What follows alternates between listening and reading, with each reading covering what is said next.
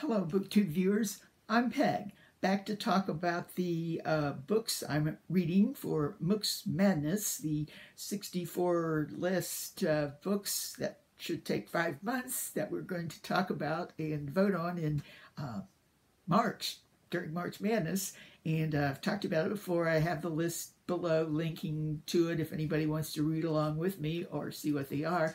There are 16 Booker-winning authors who have been on at least 3 short lists of the Booker, 8 women, 8 men, and we are reading 4 from each. So I'm starting to go through the earliest book of each author in the list, and I was going to wait and do 4 at a time, talk about, but I just finished one today.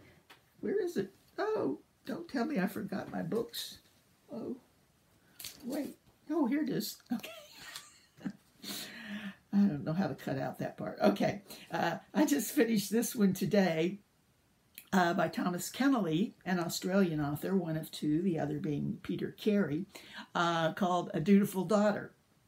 And it is the weirdest book I've ever read. I had no idea what to expect from this book. So I just decided I'm going to come talk about it by itself and not hold off till I've read the other 3 for this week. Okay. Oh, by the way, I will say I was going to do this outside in the on my back porch where I usually do it, because today is finally a wonderful autumn day in Pennsylvania. But I went out there and the wind was blowing and they were mowing the lawn, and it was just a big mess. So you do notice I have my leaf necklace on and my leaf earrings. For long-term viewers know that in the fall and winter I dress according to the season. Let's see. But anyway, didn't work out there today. So I will say I'm in my husband's library. He only reads nonfiction, so don't bother to look at what the books are unless you like nonfiction. Also, I want to say over my shoulder here is the lovely little Japanese screen that Kenji the Book Maniac and his lovely husband Kenji brought me from, did I say Kenji? Sean the Book Maniac. Gosh, I was confused today. Brought me from Japan when I went to their wedding, and I just love it. It's so perfect to set it on your bookshelf. Okay, so today I want to talk a little bit about this strange book by Thomas Keneally. First, I'm going to tell you a little bit about Thomas Keneally. As I said, he's Australian, and he's written many books. He was born in 1935, which makes him 83, and he's still got books coming out. I just looked, and he has a couple coming out in 2019. So he's very prolific, and he actually grew up in Australia. I think he's spends a lot of time in the U.S. now. He's done some teaching, professorships, etc. But I want to tell you a few things about him that were significant about his growing up. Okay, he first lived in Australia in a dairy town in New South Wales. Now, the dairy industry has a lot to do with this book in a weird way, so keep that in mind. And the other thing about him is he went to the seminary to train as a Catholic priest for 6 years, but left in a terrible depression and ended up marrying and having a family. He has written over 50 books, 30 of them novels. Most of them are a reworking of historical materials, and it mentioned somewhere that the Christian Science Monitor, which I didn't say who from there, but called him the greatest living practitioner of historical fiction. Now, some of us know one of the main book critics from the Christian Science Monitor, and if it was he that said this, I hope he will speak up and tell us more about it. Okay, one of the most important books that we'll be reading 4 of them, so this is the only one I've gotten so far. The others are on order from used book sites. But one of the big ones that most people know about is, well, it was published as Schindler's Ark in the UK, I believe. But then the US made a movie out of it called Schindler's List. And we here in the US now, it's published as Schindler's List, about the a concentration camp during the German War. I think it won a lot of prizes, both as a book and as a movie. So that's probably what you're most familiar with. Also, Keneally has been called the Australian Balzac, and that his works are sort of a human comedy sort of style. One other thing, he wrote some, as I said, he wrote some nonfiction, and he had a biography of Lincoln that was presented to President Obama by a German head of state, or Australian head of state, when he came to the White House, I think in 2009, and that was luckily when we had a president that could read, and he seemed to appreciate that.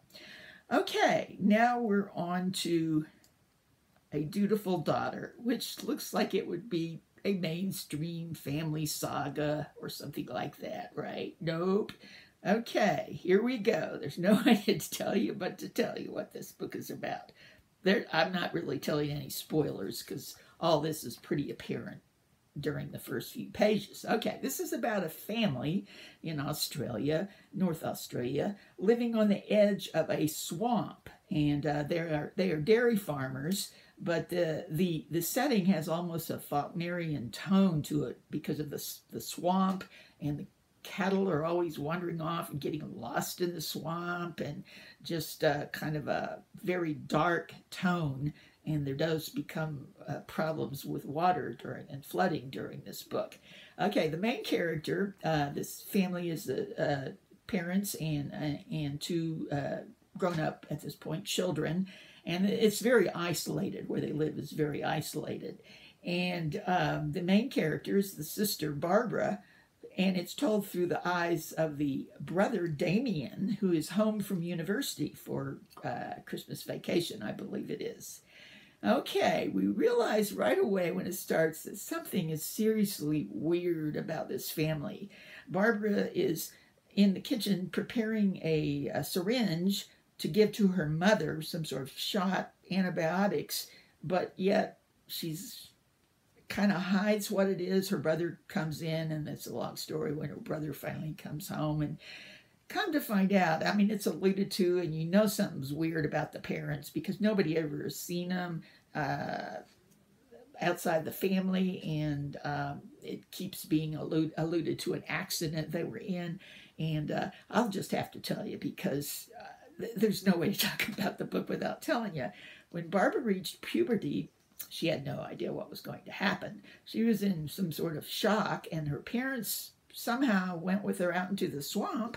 And when they came back, now this is, I'm going to have to say this with a straight face, the parents were half cows, like from the waist down.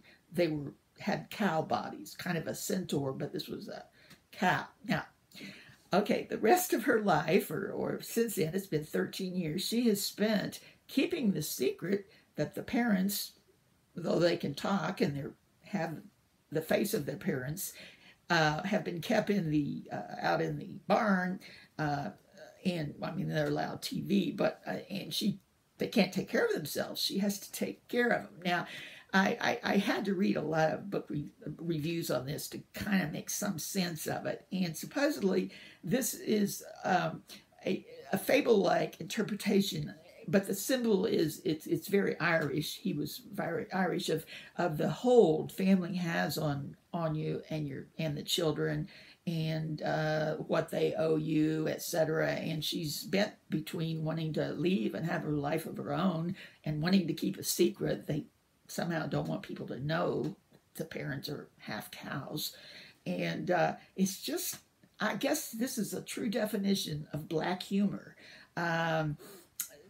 One critic said, you don't know whether to giggle nervously or shudder with horror. I mean, there's some places it reads almost like a horror novel. And I mean, this is just so surprising coming from a historical author. Incidentally, I should say, he says It's his favorite book to this day, and it is well written. It helped to read parts of it over again, where you can see more of the symbols and the mythology and the Irish connection. And I want to say one more, that there was a review when it was published in 1971 by Angela Carter, who was a strange and unusual writer herself. She published a review in the New York Times that called it American High Gothic.